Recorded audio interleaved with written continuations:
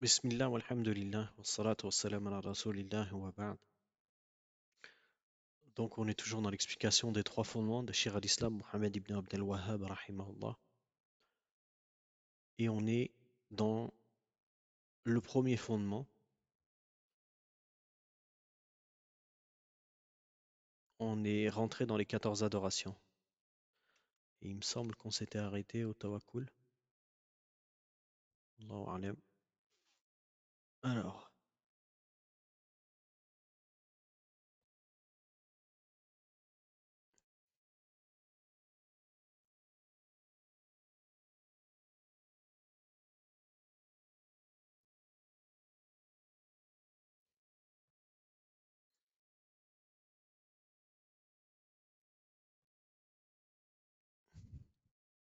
exactement.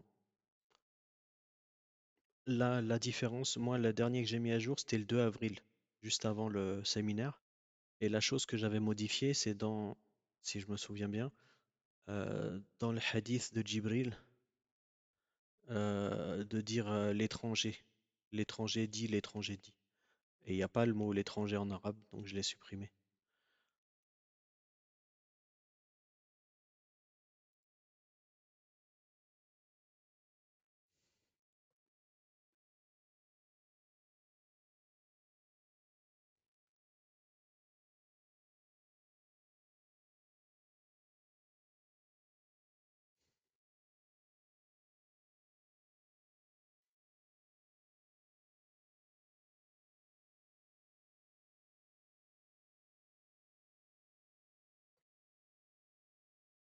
Barakallahu fik. Et quoi qu'il en soit, c'est important que les musulmans ils s'entraident entre eux. Donc ça peut arriver à tout le monde de, de se faire avoir par la dunya. Et si, Inch'Allah, la personne elle est bien entourée, elle va moins tomber dans ce genre de piège. Et le bon entourage, ça va dépendre de vous, ceux qui sont présents au cours là. C'est vous qui allez pouvoir ordonner le bien aux autres pour qu'ils puissent endurer, avoir la patience. Comme on a dit dans l'introduction, la patience, elle est de plusieurs, elle est dans plusieurs choses. On a dit la patience dans les œuvres, dans les bonnes actions, la patience face au péché et la patience face au destin. Et la patience dans le fait de faire les bonnes œuvres, ça rentre dedans. Donc si la personne, elle est mal entourée, pardon, si la personne, pardon, elle est mal entourée, alors elle va plus facilement tomber dans les problèmes. Et elle va plus facilement délaisser le mal parce que Shaitan, il va pas nous laisser tranquille. Il va toujours nous dire c'est pas grave, c'est enregistré, ou alors c'est pas grave, tu peux trouver plein d'autres explications, etc., etc. Excusez-moi juste un instant, j'ai un appel.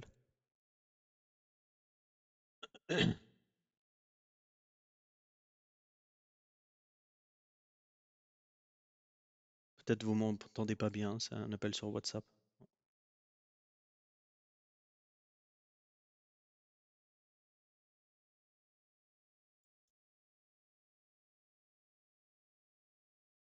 Entre le fait que Allah subhanahu wa ta'ala, il a des actions, il a des actes qui lui sont propres, et de par ces actes-là, on l'adore. Par exemple, Allah, il nous a créés. Allah, il nous donne notre subsistance à chaque instant. Donc, pour ces raisons-là, on l'adore. Et ensuite, on est arrivé dans l'explication des adorations. Donc, l'auteur, il nous a dit que parmi les adorations, il y avait telle et telle et telle. Et on avait commencé à expliquer l'invocation, et ensuite la peur et l'espoir. Et on était arrivé au tawakkul. Très bien. Donc, la preuve, l'auteur, il dit, rahimallah, la preuve de la confiance est la parole d'Allah. Ici, quand on dit confiance, en réalité, c'est une traduction très approximative, mais tawakkul, c'est pas la confiance. Tawakkul, c'est s'en remettre à Allah, mais il n'y a pas un mot, à ma connaissance. Peut-être vous avez déjà entendu d'autres qui ont expliqué tawakkul avec une autre explication. Wallahu a'lam. Quoi qu'il en soit, la traduction la confiance, c'est ce qui est utilisé en général. Mais en réalité, tawakkul, c'est le fait de placer sa confiance en Allah, c'est-à-dire que on a la croyance que ce qui va arriver, c'est sous la volonté d'Allah. Et on fait les causes. Et ça, c'est une adoration immense. Parce que si on pratique le tawakkul au quotidien, alors on va être beaucoup plus apaisé dans notre vie. On sait que si les choses se produisent, c'est sous la volonté d'Allah. Donc, on ne va pas remettre en cause pourquoi cette chose est arrivée, pourquoi cette chose est arrivée. Et également, on va faire les causes pour que les choses se produisent. Comme par exemple, une personne qui a envie de faire la hijra, il ne va pas invoquer Allah en lui demandant oh Allah fait que je puisse faire la hijra et il fait rien du tout. Non, il se renseigne, il demande aux frères qui sont autour de lui. Et parmi vous, il y a des frères qui sont déjà installés, j'imagine, en Turquie, ou en tout cas qui ont des contacts là-bas, pour ceux qui ont envie de faire la hijra en Turquie, par exemple. Également, vous avez le fait de partir dans le pays où vous avez envie de faire la hijra. Ça, c'est parmi les causes. Et ça, c'est une des plus grandes causes, en tout cas en ce qui concerne la hijra, le fait de partir, comme on dit en éclaireur, d'aller voir sur place. Parce que chaque personne qui va euh, faire la hijra, elle va avoir ses propres caractéristiques. Et les gens dans son entourage, à la personne, ils vont pas avoir les mêmes priorités. Par exemple, une personne qui veut aller dans un endroit, dans une ville où le niveau de vie il est pas cher, comme ça il veut étudier et ne pas avoir beaucoup de dépenses. C'est pas la même chose que la personne qui a envie de partir dans un endroit où il a besoin de trouver un travail, donc ouvrir un commerce. À ce moment-là, lui, il va pas se mettre à l'écart de la ville. Lui, il va se mettre dans le centre-ville pour pouvoir ouvrir son commerce et qu'il ait des clients. Également, il y a les personnes qui vont aller chercher un travail, qui vont aller faire la hijra avec des enfants, donc ils vont chercher des écoles. Et les personnes qui sont célibataires, par exemple, ou qui n'ont pas d'enfants, eux, ils donnent pas d'importance aux écoles, etc. Donc, le tawakkul, c'est ça. Le tawakkul, c'est s'en remettre à Allah en faisant les causes. On s'en remet à Allah, c'est-à-dire on demande à Allah et on a la croyance que c'est Allah qui va faire que les choses se réalisent. Ça, c'est un. Et la deuxième chose, on fait les causes. On délaisse ni l'un ni l'autre. Faire les causes légiférées qui vont nous donner accès à l'obtention de ce qu'on cherche. Et l'auteur, il dit ensuite, donc dans le sens de la traduction du verset, remettez-vous-en uniquement à Allah si vous êtes vraiment croyant. Donc, remettez-vous-en uniquement à Allah. Donc ici, on voit que s'en remettre à Allah, tawakkul, c'est une adoration, puisqu'il est interdit de s'en remettre à autre qu'Allah. Remettez-vous-en uniquement à Allah. Donc s'en remettre à Allah, c'est une adoration, le tawakkul. Celui qui s'en remet à autre qu'Allah, par exemple celui qui s'en remet à ses causes, qui va se dire par exemple, moi, euh, je vais m'en remettre à telle personne parce qu'il a la capacité de faire telle et telle chose, ça peut être du shirk. Si c'est pour quelque chose où c'est s'en remettre à Allah uniquement. Comme par exemple une personne qui va s'en remettre à un arbre pour lui donner un enfant.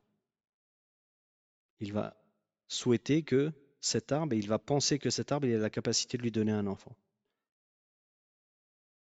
Et ensuite l'auteur il dit rahimallah, et également la parole, donc un deuxième verset dans le sens du verset, celui qui s'en remet à Allah, il lui suffit amplement. Donc dans le même sens. Ensuite l'auteur il dit rahimallah, la preuve du désir, effroi et humilité est la parole d'Allah. Là ici je pense que je vais corriger aussi la traduction. La preuve du désir, de l'effroi et de l'humilité est la parole d'Allah. Donc ici, on a trois adorations. On a le désir, rahba, l'effroi, rahba, et al-khushu', l'humilité. Et l'auteur, il vient en disant, la preuve est la parole d'Allah, donc dans le sens du verset, il s'empressait d'accomplir les bonnes actions, il nous invoquait dans l'espoir de nos récompenses et dans la peur de notre châtiment. Il nous était totalement dévoué avec humilité. Donc ici, on voit que l'espoir qui est ici, il est différent de l'espoir qu'on a vu auparavant, à la page d'avant. Vous vous souvenez, la semaine dernière, on avait vu, pas la semaine dernière, au cours précédent, on avait vu l'espoir et la crainte et la peur. Là, ici, regardez comment c'est traduit, l'espoir de nos récompenses. Donc, c'est l'espoir de l'obtention de quelque chose. Et également, l'effroi, c'est la peur du châtiment. Et il nous était totalement dévoué avec humilité. L'humilité, donc, c'est le fait de se rabaisser et de reconnaître la supériorité d'Allah subhanahu wa ta'ala. Ensuite, l'auteur il dit rahimallah, la preuve de la crainte est la parole d'Allah. Donc ici, la crainte, c'est la troisième fois qu'on voit cette expression-là. On a vu donc dans le cours précédent la peur, c'est le deuxième parmi les 14, la peur et l'espoir. Là, on vient juste à l'instant de voir le désir et l'effroi. Et ici, maintenant, on a al-khashya. Al-khashya, la crainte ici, c'est une peur avec science. Si on a peur d'une chose, et c'est une peur qui est basée sur une science. C'est pas basé sur un réflexe ou sur quelque chose de vague. C'est une crainte qui est basée sur une science. Et l'auteur il dit donc, la preuve de la crainte est la parole d'Allah, dans le sens du verset, ne les craignez donc pas, mais craignez-moi plutôt. Donc ici on voit que cette crainte c'est une adoration, puisque Allah subhanahu wa ta'ala il nous dit, craignez-moi. Craignez-moi c'est un ordre. Et on a dit que quand Allah subhanahu wa ta'ala dans le Coran il nous donne un ordre, c'est que c'est une adoration. Et encore une fois, comme on avait vu pour les parties précédentes, on ne parle pas ici de la crainte naturelle, on parle de la crainte religieuse. Donc le fait de craindre un ours par exemple, ou un crocodile, ou un lion, c'est une crainte naturelle. Ici, ce qui est voulu, c'est craindre Allah par rapport à ses caractéristiques. Le fait de craindre que Allah nous fasse subir un châtiment. Craindre qu'Allah ne nous donne pas accès au paradis, etc. On parle de cette crainte-là ici. Et il y a beaucoup de paroles des gens de science sur el-khashya. Parmi les paroles, il y a le fait de dire, et c'est, je vérifierai, mais c'est Abdullah ibn Mas'ud qui disait ça, wallahu alam, el-ilm, el-khashya. La science, c'est la crainte. Ça rejoint ce qu'on avait dit dans l'introduction, que la science, réellement, c'est celle qui pousse aux œuvres, celle qui aboutit à des œuvres. Et le sens de la parole de Abdullah ibn Mas'ud, radiallahu anhu, c'est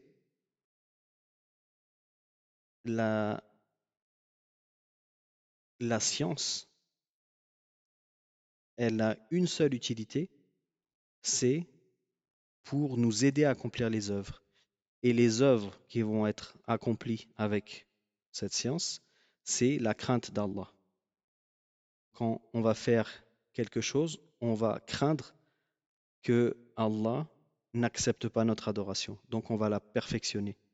Quand on va avoir une tentation de faire un interdit, on va avoir la crainte qu'Allah il nous punisse pour cet interdit, etc. Donc si la personne elle craint Allah, elle a cette crainte, alors elle va faire ce qui lui est demandé et délaisser ce qui lui est interdit. Et c'est ça le but de la science. La science c'est un outil, c'est pas une chose en finalité. La personne elle a de la science, mais elle n'œuvre pas avec la science. Alors cette science, elle lui est néfaste. Ensuite, l'auteur il dit, rahimahullah, la preuve du retour vers Allah est la parole d'Allah, dans le sens du verset, repentez-vous à Allah et soumettez-vous à lui. Donc ici, le retour vers Allah, at-tawbah. Ici, le mot qui est utilisé, c'est al-inaba. Et le verset en arabe, wa anibu ila rabbikum waslimu lah. Wa anibu. Donc al-inaba, c'est le même sens que at-tawbah, le fait de revenir vers Allah. Donc de se repentir vers Allah. C'est ça le sens. Donc c'est une adoration, et encore une fois, c'est une adoration immense. Et le repentir, il a des conditions. Parmi les conditions les plus importantes, c'est que le repentir il soit fait sincèrement pour Allah. Certaines personnes, elles pourraient faire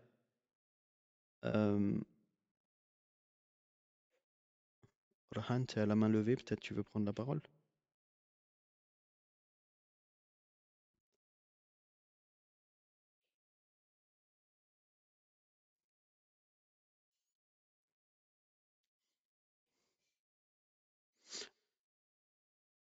Euh,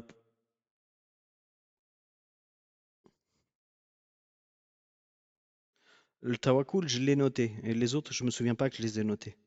Tawakkul, c'est al-i'timad ala Allah ma'a fi'l al-asbab. Le tawakkul, c'est s'en remettre à Allah en faisant les causes. Le tawakkul, s'en remettre à Allah en faisant les causes. Et pour les autres, il me semble que je les ai pas rapportés. Wallahu a'lam.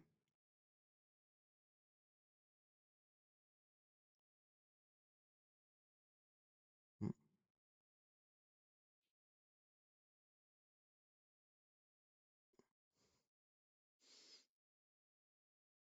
Oui, Inch'Allah, barakallahu fik. N'hésite pas. C'est important les définitions, parce qu'avec les définitions, on va pouvoir bien cerner la chose qui est concernée. Si par exemple une personne, elle ne sait pas ce que c'est qu'une innovation, ou elle ne sait pas ce que c'est que du shirk, ou elle ne sait pas ce que c'est que tawakkul, par exemple, eh ben, elle va l'utiliser là où il ne faut pas. Donc les définitions, ça a cette importance-là. À savoir aussi que les définitions, il y en a plein de différentes. Pratiquement tous les savants, quand ils donnent une définition, ils ont une définition différente. Donc c'est pas comme du Coran, c'est pas comme un hadith, c'est pas au mot pour mot, mais c'est le sens global qui est voulu.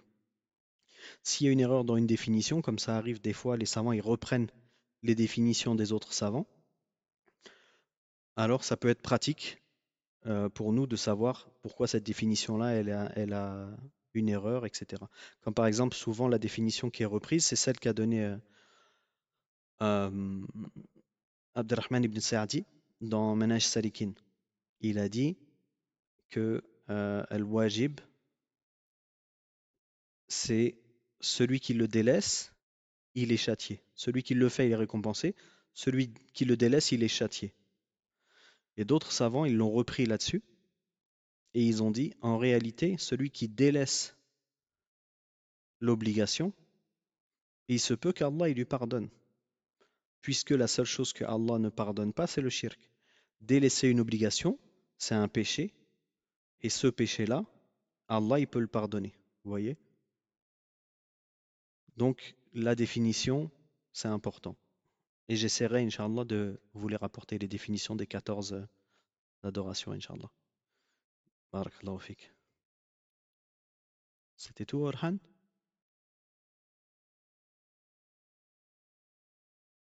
Ok. Barakallahu fik. Très bien. Donc, Al-Inaba, on disait, c'est plus ou moins un synonyme de Tauba, du repentir. Et le repentir, il a des conditions. On a dit une des plus importantes, ou plutôt parmi les plus importantes conditions, puisque certains savants, ils ont dit il y a 3 conditions, d'autres 4, d'autres 5, 6. Parmi les conditions donc du repentir, il y a le fait de le faire sincèrement pour Allah, l'ikhlas.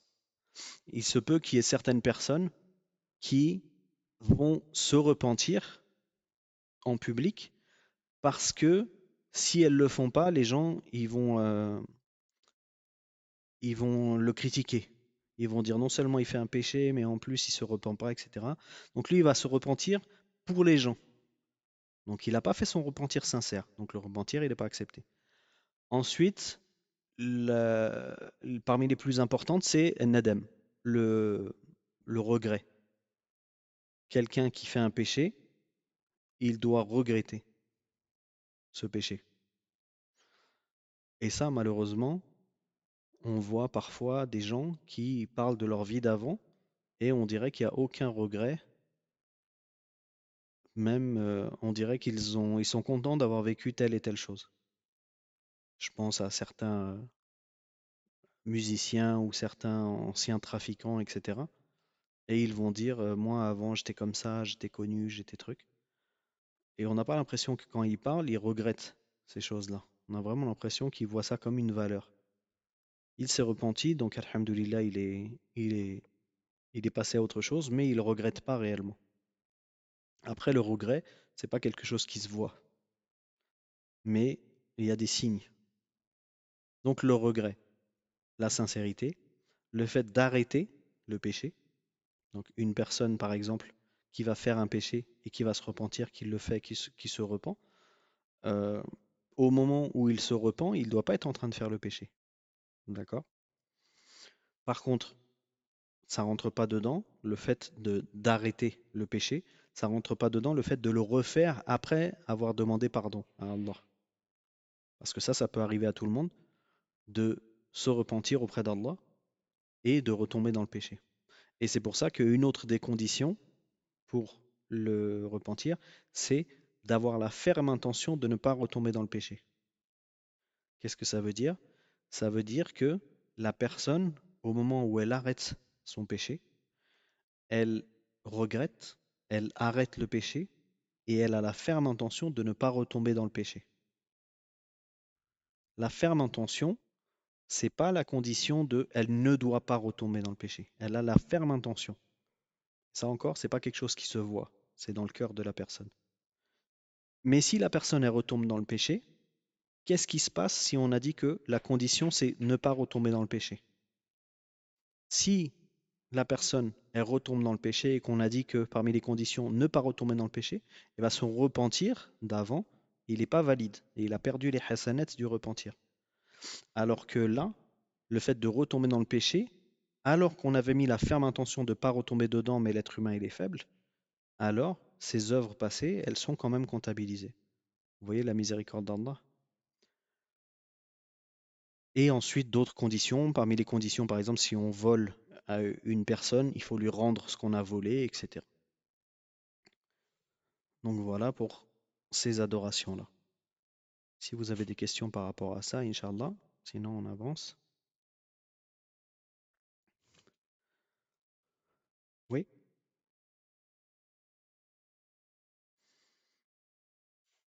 Abdel Nour.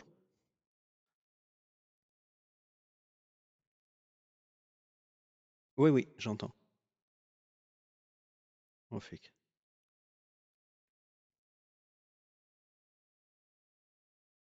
L'inaba, c'est plus large. C'est revenir vers Allah. C'est revenir vers Allah d'une manière plus large que le repentir quand on a fait un péché et on se repent. L'inaba, retourner vers Allah, c'est plus large. C'est à peu près des synonymes.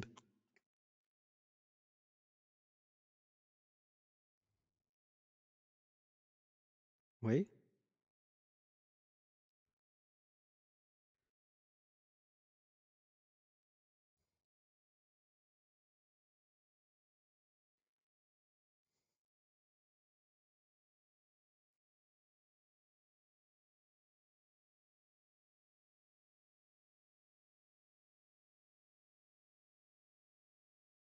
Mhm.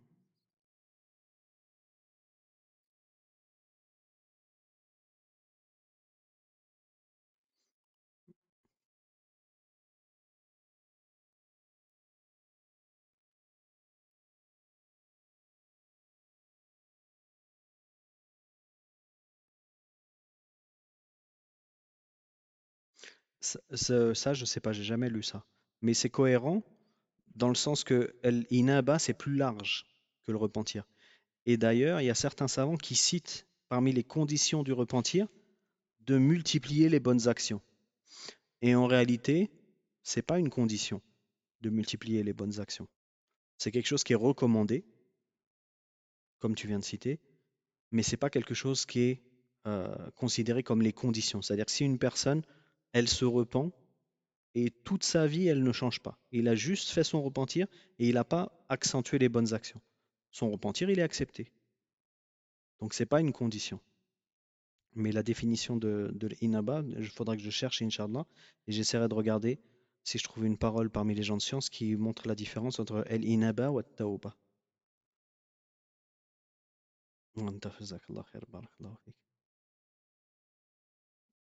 J'arrive pas à lire le nom.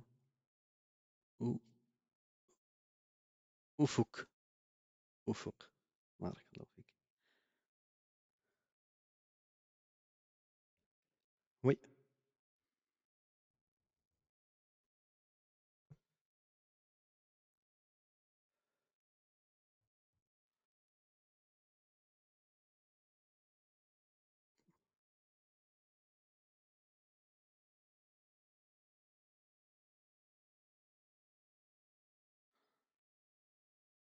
j'ai pas compris ce que tu as dit. Tu peux répéter, s'il te plaît?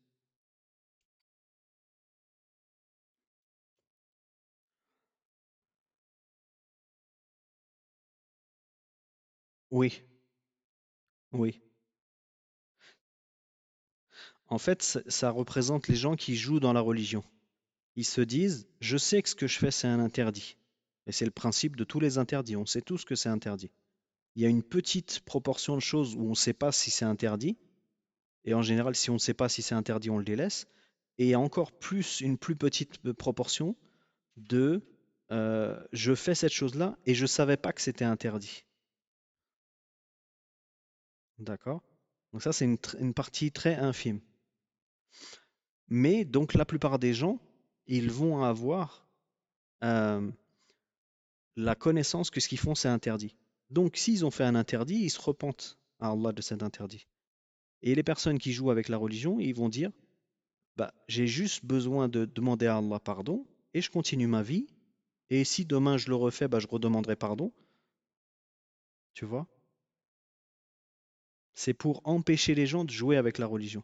J'ai fait cet interdit-là, je sais que c'est mauvais, je m'engage à ne plus le refaire. C'était ça la question? Mhm.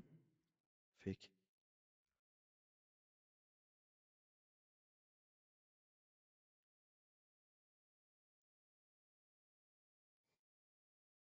Oui? Non, parce, parce que c'est une condition. Hmm. Ouais, انت جزاك الله خيرا. بارك الله فيك. Sahin, c'est ça? Sahin? Comme ça qu'on prononce?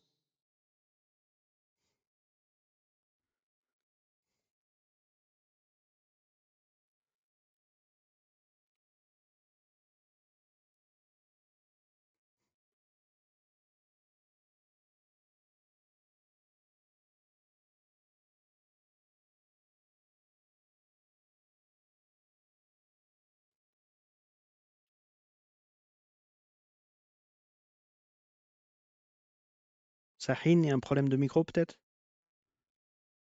Ou Sahin? Je sais pas.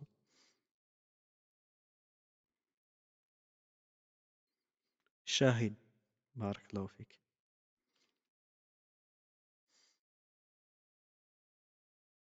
Ah oui, Masha'Allah.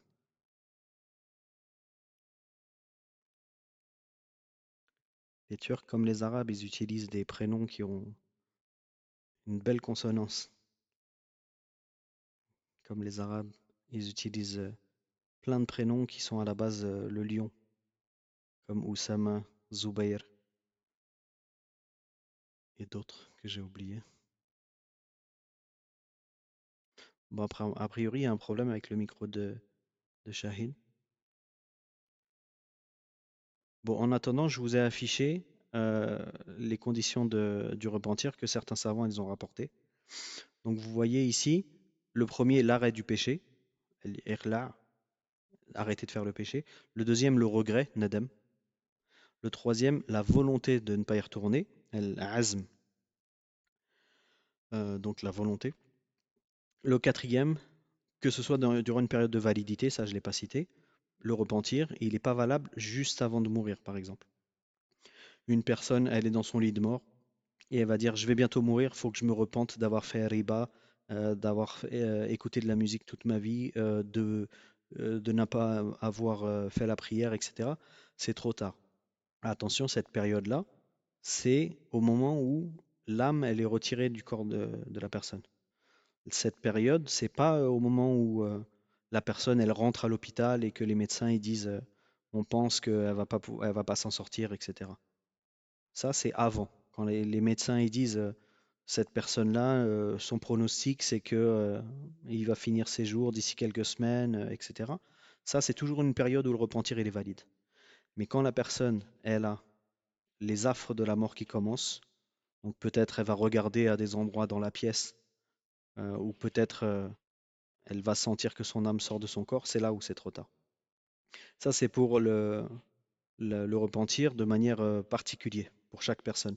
Et sinon, il y a le repentir de manière générale, donc à la fin des temps, quand le soleil il va se lever en Occident et pas en Orient, le repentir il sera plus accepté. Ensuite, le cinquième, donc restituer à l'ayant droit. Donc quand on a volé ou quand on a médit, quand on a fait de la médisance sur une personne. Alors la médisance, on ne peut pas lui donner de l'argent pour pardonner la médisance, mais on va faire, comme il a été dit tout à l'heure, multiplier l'énonciation des, des bienfaits de cette personne-là pour rétablir plus ou moins la balance. Et évidemment, pas mentir. Si c'est une personne qui a tel et tel défaut, on ne va pas dire ce défaut-là, elle ne l'a pas, elle est bien sur tous les domaines, etc. Mais on dit la vérité. C'est une personne qui est courageuse, c'est une personne qui est toujours prêt à aider ses frères, etc. Donc si on a dit du mal, on dit du bien. Le sixième, se repentir donc avec ikhlas. Le septième, pour un innovateur ou un mécréant, il faut clarifier la position. Le repentir, si par exemple on a un innovateur qui se repent et on lui dit tu peux nous expliquer ton repentir parce que je voudrais pas que toi tu ailles fréquenter des gens que je connais et que tu leur mettes des ambiguïtés. Lui, s'il vous dit le repentir c'est entre moi et Allah, t'as pas à me demander ça. Bah si, on doit demander de clarifier sa position sur telle et telle chose. Donc si par exemple c'était un innovateur qui faisait partie de tel groupe, on doit lui demander de démentir la véracité de ce qui est attaché à tel groupe. Et pareil pour un mécréant. C'est pour ça que vous voyez, quand il y a des chrétiens qui se convertissent à l'islam, on leur demande de dire que Jésus, c'est un messager d'Allah, justement pour clarifier la position, pour pas qu'il ait encore des ambiguïtés et qu'il les cache.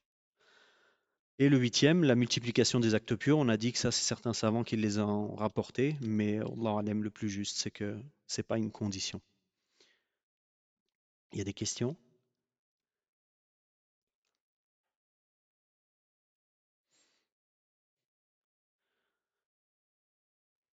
Alaykoum salam wa rahmatullah. Oui, mais vu qu'il n'a pas branché son micro, tu peux y aller, Inch'Allah.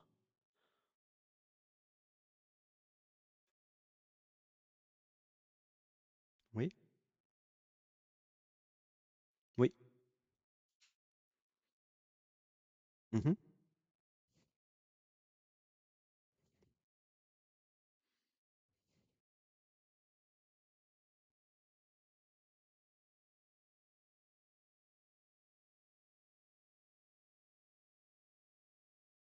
Est-ce qu'il est nécessaire d'aller le voir? Ça dépend. Les savants, ils disent, si ça va le rendre triste ou le rendre colérique, et qu'il n'est pas au courant de cette médisance-là, alors il n'y a pas besoin de lui dire. Il faut juste aller dire du bien sur lui. Mais il y a certaines personnes, comme par exemple à l'époque de la fitna d'Ibn Hadi, qui pouvaient pas se... Ils ont critiqué Sharabi' et ensuite, pour eux, c'était impossible de ne pas aller voir le shir et demander pardon. Et le shir, en général, sa réponse c'était il n'y a pas de problème, avance dans ton étude et fais attention à ce que ta langue peut t'apporter comme péché, etc. Mais en général, les savants, s'ils ont ce problème-là, ils s'attardent pas dessus. Donc si la personne, elle veut le faire, qu'elle peut pas s'empêcher de le faire, alors elle peut le faire. Mais c'est pas une obligation. Et ça, c'est pareil pour le vol aussi. Si par exemple, euh, un enfant, il a volé de l'argent à son père quand il était petit, et le père, il le sait pas. Et le père, ça va lui mettre un coup de savoir que son fils, il lui a volé de l'argent quand il était petit. Même si c'est une seule fois. Alors si en plus c'était plusieurs fois. Donc à ce moment-là, les savants ils disent il n'y a pas besoin de le dire au père, il faut juste faire une sadaqa au nom du père. C'est-à-dire que l'argent qu'il a volé, en général si c'est un enfant qui vole son père, ça va être, je sais pas moi, actuellement ça va peut-être être 20 euros, un truc comme ça. Et bien la personne elle donne 20 euros en sadaqa avec l'intention que c'est pour son père. Donc c'est pas une obligation de demander pardon à la personne quand on a un conflit avec la personne. Ça, c'est une question qui est liée à la sagesse de la situation. Et en gros, les conditions, c'est ça. Que ça crée pas un mal plus grand, que la personne, elle soit pas euh, attristée ou colérique par rapport à la situation. Wallahu alam. Wa anta jazakallahu khairan. Wa alaykum salam wa rahmatullah.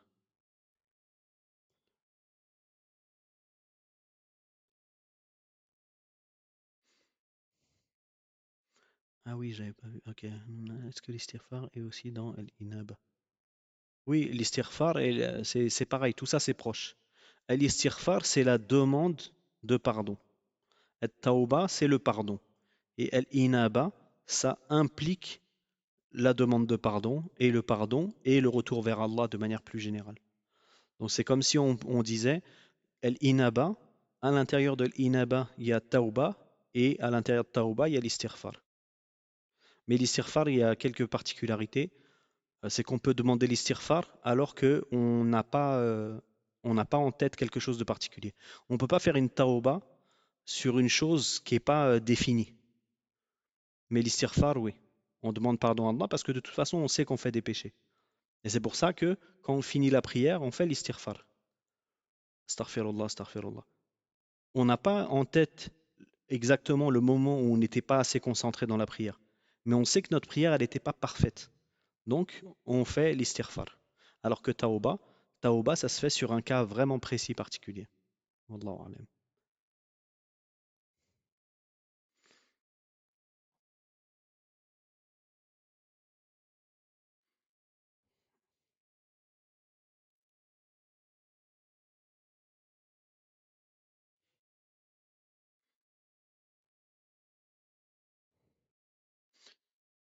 Il faut en général, dans des cas comme ça, il faut qu'il y ait d'autres personnes qui rentrent dans cette situation-là.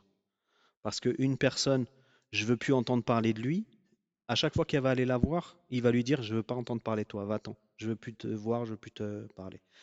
Donc, en général, ce qui est conseillé, c'est d'aller prendre un intermédiaire. Tu peux pas aller lui parler, tu lui dis, je regrette, je sais que j'aurais jamais dû, etc.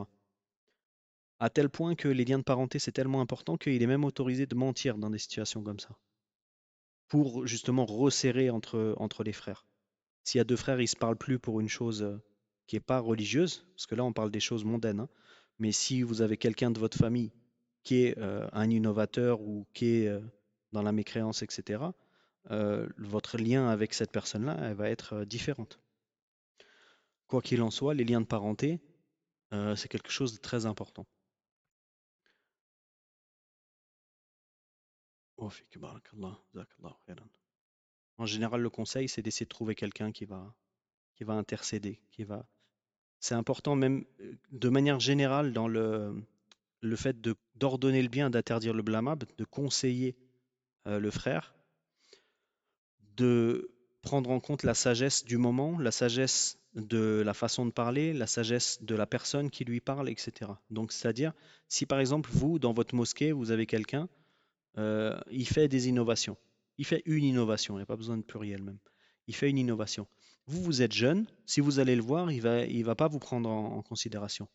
Mais si vous allez voir une personne qui est de son âge, peut-être même de sa culture, de sa région au bled, etc., ça va beaucoup mieux passer. Donc ça, c'est important aussi à prendre en compte. La sagesse de la personne qui va essayer de parler pour resserrer les liens ou pour conseiller la personne, etc., de le faire avec sagesse et parmi les sagesses, que ce soit la personne la plus adaptée. Et ça, on retrouve ça dans la sunna, où les compagnons, ils ont envoyé Ibn Abbas, c'est Ibn Abbas qu'ils ont envoyé? Wallahu alam, il me semble que c'est Ibn Abbas, pour aller parler au prophète, alayhi salatu wassalam, pour intercéder auprès du prophète, sallallahu alayhi wa sallam. Et il leur a pas reproché ça, le prophète. Donc, euh, que ce soit la personne la plus adaptée pour conseiller, c'est une bonne chose à faire. Et le bon moment également, la bonne façon de parler, le bon lieu, d'accord? Euh, et conseiller quelqu'un sur une chose importante et le faire en voiture ou dans les transports en commun, etc., c'est pas adapté. Wallahu alam. Barakallahu fik. Wa anta jazakallahu khairan. Abdul Nour? Wa fik, barakallah. Oui,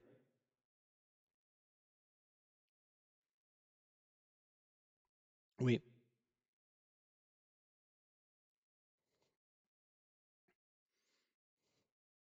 Mhm.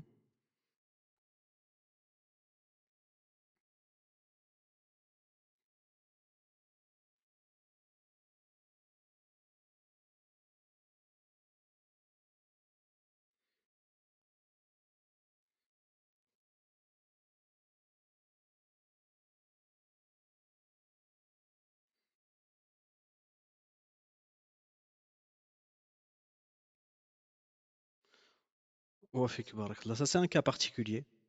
Donc, je pense que si la situation elle arrive, il faudrait demander à un savant de faire une fatwa sur une personne en particulier. Par exemple, j'ai critiqué un tel, j'ai fait de la médisance sur lui, et c'est une médisance qui n'est pas liée à son innovation. Parce que si c'est lié à l'innovation, c'est pas de la médisance.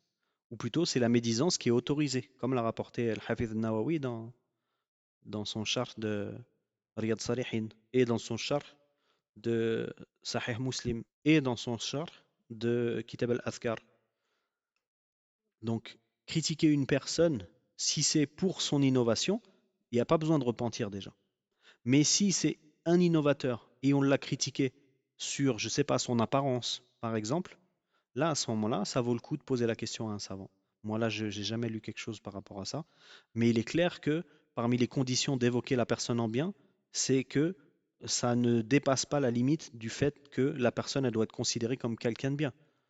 Alors que là, si c'est une personne qui est un innovateur et que le fait que moi j'en parle en bien, ça va changer, ça va faire en sorte que les autres vont se mettre à aller l'écouter, par exemple, là on a dépassé la limite, comme le fait de mentir.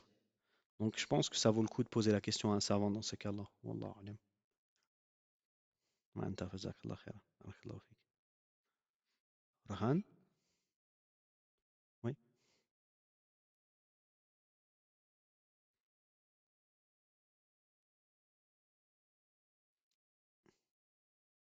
oui,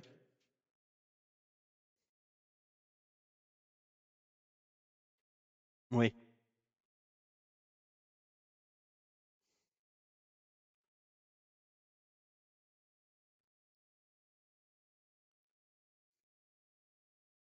Oui, on le conseille déjà avant de le boycotter. On lui fait comprendre que le fait d'avoir la ferme intention de ne pas retourner dans le péché, ça dure pas 5 minutes, ça dure normalement jusqu'à la fin de la vie. Et si c'est quelqu'un, il a fait ça vraiment de nombreuses fois, on n'a pas la certitude de savoir que la personne, elle n'était pas sincère. Ça, Ibn al-Qayyim, il a une parole là-dessus. Euh, si une personne, elle fait un péché, à se repent, elle fait un péché, à se repent, la base, c'est que c'est normal. Mais dans le cas, par exemple, que tu as cité, la personne, elle tombe dans ce péché-là, et ensuite elle refait le péché, et refait le péché, c'est qu'elle n'a pas fait les causes suffisamment. Et parmi les causes, il y a le fait de changer d'endroit. Si dans son endroit, il est plus touché par ce péché-là, il change d'endroit. Et à notre époque, le téléphone. C'est autorisé de ne pas avoir de téléphone parce que, ou alors d'avoir un téléphone sans les applications et tout ça, parce que ça va t'apporter le danger. de tomber dans le péché. Donc en fait, cette personne-là, on la conseille et on l'aide dans les causes.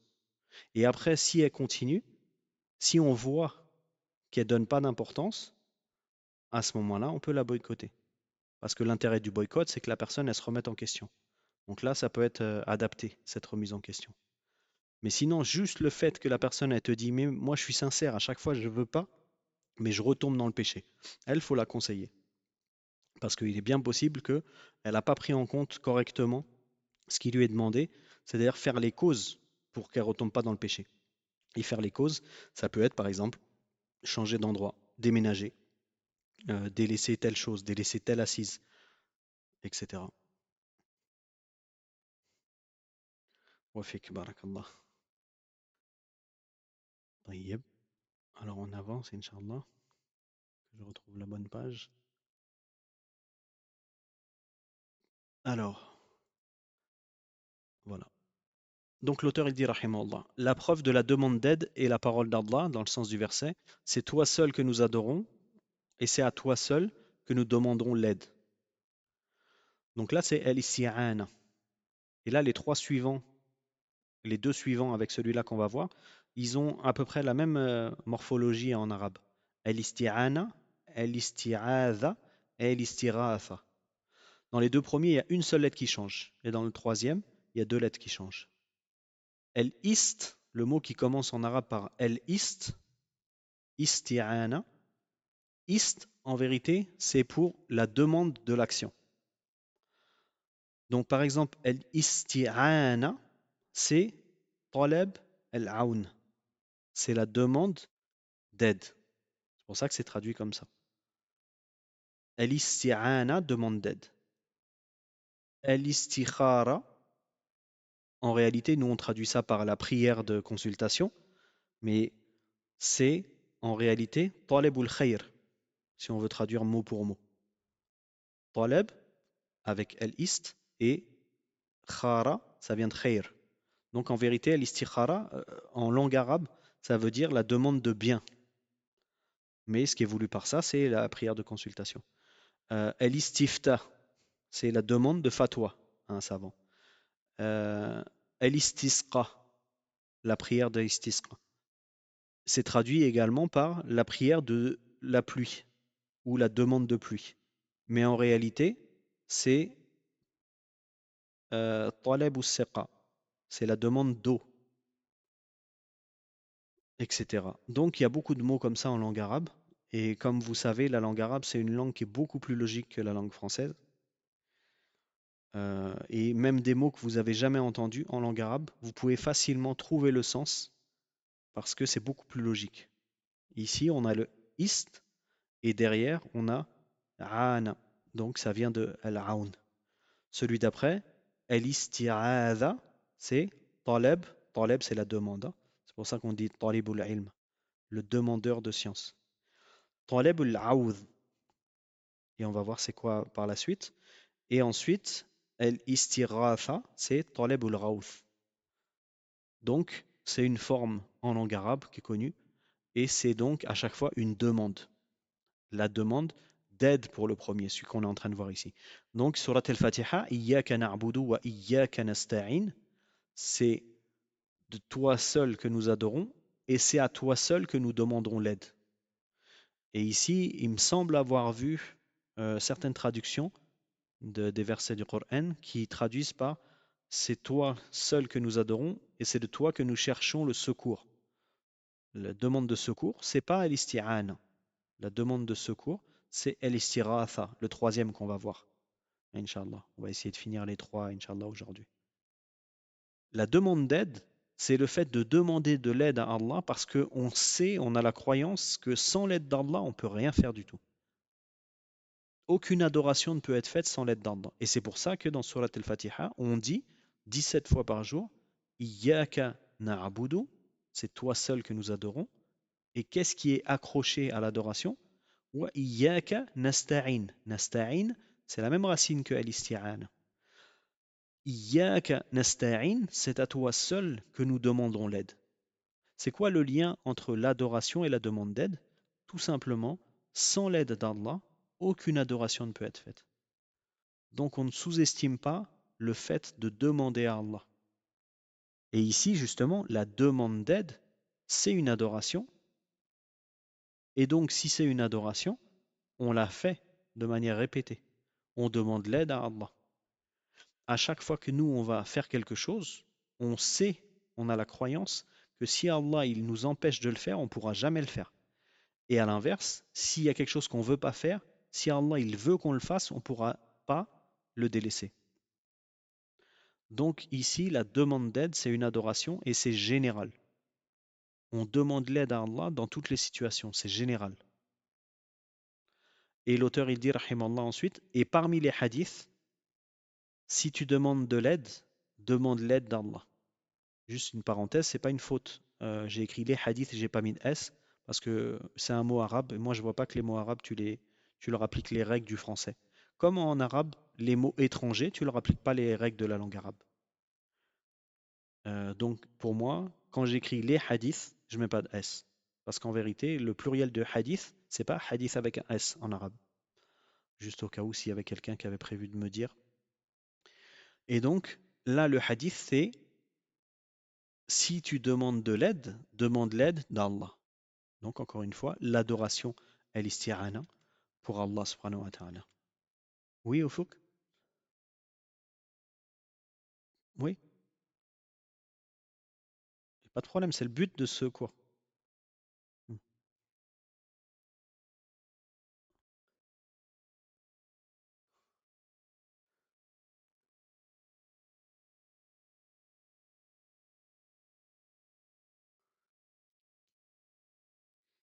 Mhm,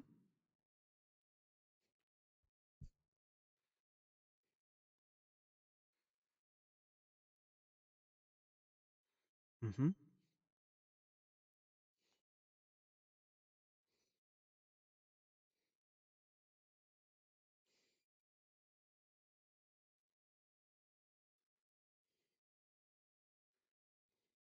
Ouais, fik, barakallah. La première question que j'ai envie de poser, c'est comment ça se fait que les ambiguïtés, elles t'arrivent? T'as pas de source et les gens, ils sont venus te parler. C'est des gens dans ton entourage?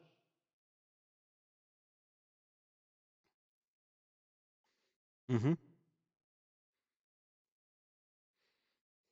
Oui,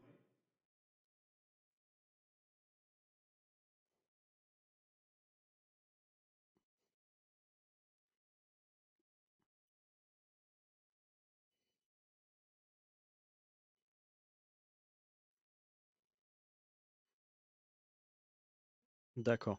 Mais à la base, c'est un frère sur la sunna. D'accord. Ok, d'accord. Donc, a priori, c'est pas une ambiguïté. C'est un frère qui vient avec quelque chose qu'il a entendu. Le seul souci, c'est qu'il n'a pas cité sa source. Hmm. Donc, c'est pas la même chose que quelqu'un qui traîne sur YouTube et qui écoute des choses et après il a des ambiguïtés. Là, c'est un frère qui donne une information, sauf qu'il n'a pas donné sa source. Hmm. Ok. Wallah alam, moi, ce que j'ai entendu, c'est, enfin, ce que j'ai vu sur l'istikhara, c'est que justement, la personne, elle multiplie istikhara pour sa demande. Et si lui, il a entendu quelque chose, vu que c'est un frère qui est à la base sur la sunna, qui rapporte sa preuve, et comme ça, nous, on pourra corriger notre erreur, tout simplement. Si le frère, il est plus là, après, il faut demander. Je peux rechercher si tu veux.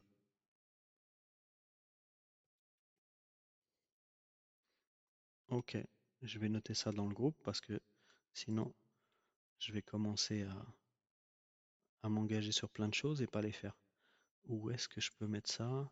Euh, Dans Audio 3 fondements, Orhan, j'écris?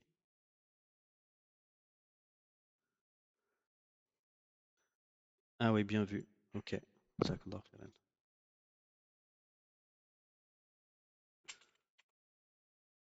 Ok. Et je crois il y avait ça aussi, la différence entre Inaba et Tauba. Et donc là, la fréquence hier Ok. A priori, c'est et vu que tout le monde a accès, je ne sais pas si tout le monde a le droit de parler dans cette room-là, mais s'il y a quelque chose que j'ai oublié, n'hésitez pas à le mettre, hein. Alhamdulillah. Très bien. C'est pas la dictature alors. Alhamdulillah.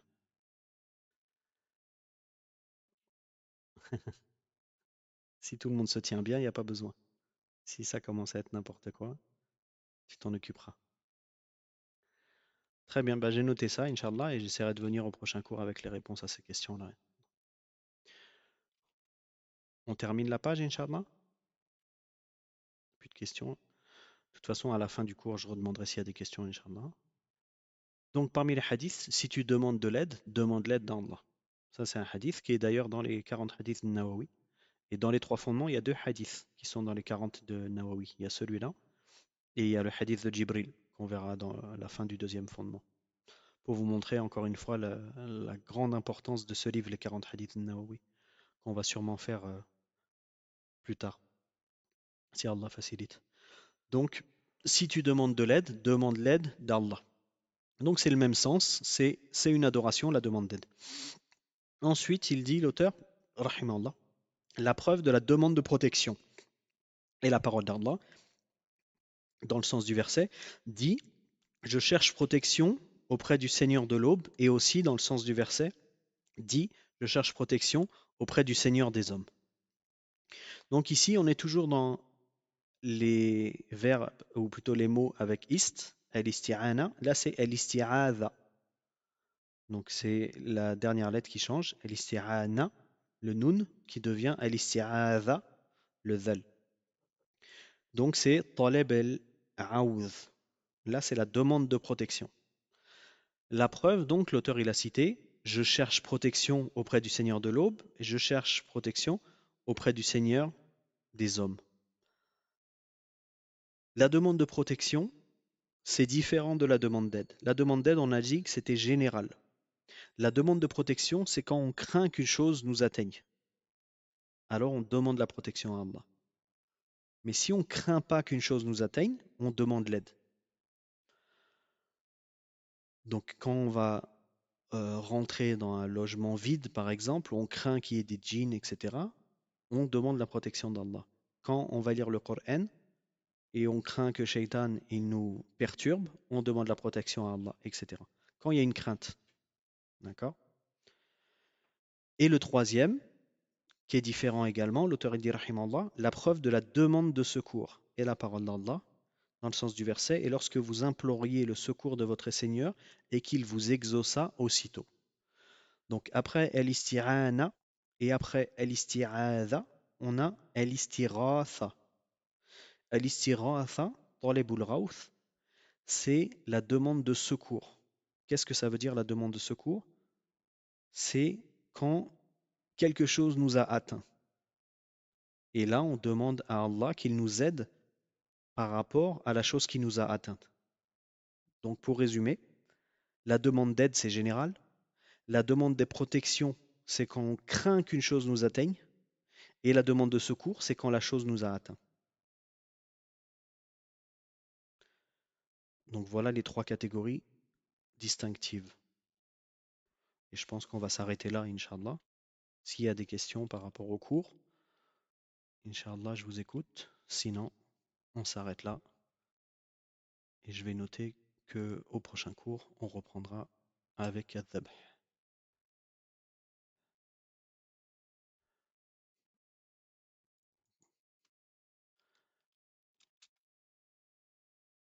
Oui, Abdelnour?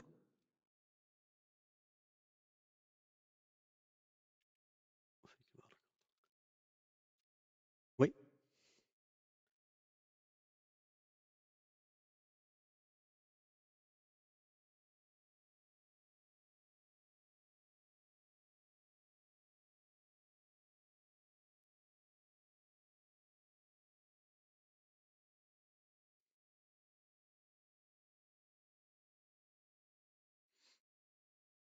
Est-ce que c'est uniquement pour les choses qui sont des grands dangers, des grandes difficultés? C'est ça la question? Allahu alam. Je sais pas. J'essaierai de rechercher là-dessus aussi, Inch'Allah. Ouais, tout à fait, jazakallah khair. Oui.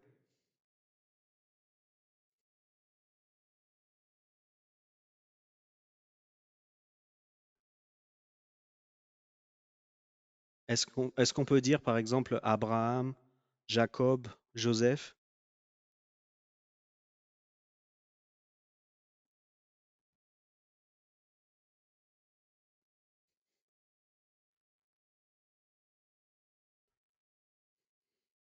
Mhm.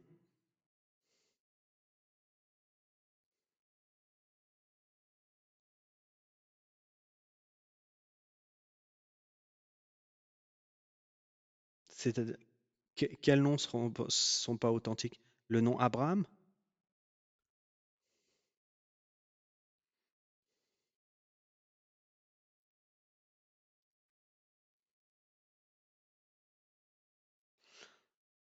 Il y a, est-ce qu'il y a un doute sur le fait que ce soit la même personne, Abraham et Ibrahim? Hmm. Donc, si on craint que, on considère que c'est pas la même personne, à ce moment-là, on traduit pas. Si par exemple c'est une personne, on va lui dire Abraham, il sait pas qui c'est Abraham. Mais si on lui dit Ibrahim, le prophète, il sait qui c'est. Alors à ce moment-là, on priorise Ibrahim.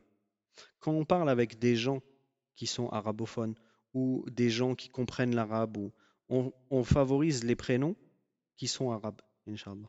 Mais si la personne, on a peur qu'elle comprenne pas, ou alors elle n'a pas fait le lien entre le nom arabe et le nom français, mais le nom français, elle le connaît, alors on peut utiliser le nom français. Comme par exemple Joseph. Peut-être il y a des convertis, ils savent pas que Youssouf c'est Joseph. Et Joseph, ils ont entendu parler quand ils étaient chrétiens. Donc à partir du moment où on lui a bien expliqué que tout ce qu'il a appris avant c'était caduc, il fait la distinction entre l'islam et ce qu'il y avait avant l'islam, on peut utiliser le nom Joseph. Comme ça, il fait le lien. Comme ça, il sait que quand on va parler de Youssouf, alayhi salam, il va faire le rapprochement avec Joseph. De manière générale, on parle aux gens avec ce qu'ils sont capables de comprendre. C'est comme le fait d'utiliser Dieu pour Allah. La base, c'est que c'est interdit. Dieu, c'est pas un des noms d'Allah. Allah, il a des noms, on l'appelle avec ces noms-là. Dieu, c'est pas un des noms d'Allah, donc on l'utilise pas ce nom-là. Mais il y a certaines personnes, ils comprendront pas. Donc on peut utiliser le mot Dieu. Wallahu alam. Ouais, anta fi jazakallah khair.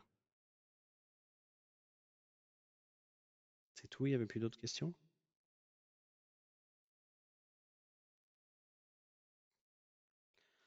Très bien, alors on s'arrête là, Inch'Allah. Barakallah.